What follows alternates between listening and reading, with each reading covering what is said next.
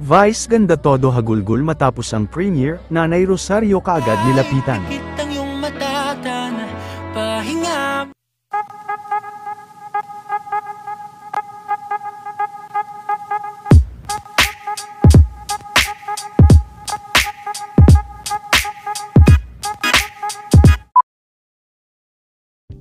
Nakatapos na nga, sa kanilang celebrity premiere sina Vice at mga cast ng The Breadwinner, at sa celebrity premiere nito ay talagang umaapaw naman ang ipinakitang suporta sa kanila ng kanilang mga fans at mga mahal sa buhay.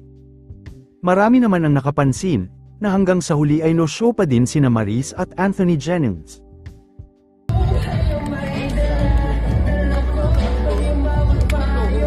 Hindi naman napigilan ni Vice na maging emosyonal at na-videohan din ang paghagulgul nito sa sinehan.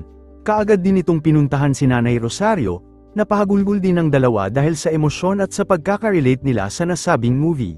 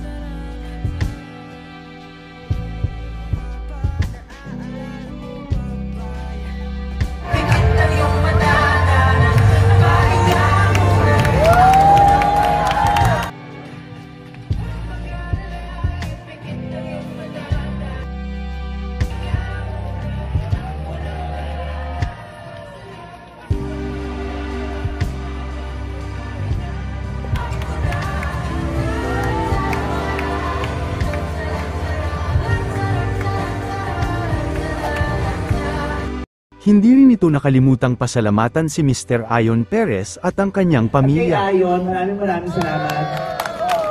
Grabe yung text mo ang nakapagpadurog lalo ng feels ko. Ng feels ko! I love you. Maraming salamat. Let's all have fun.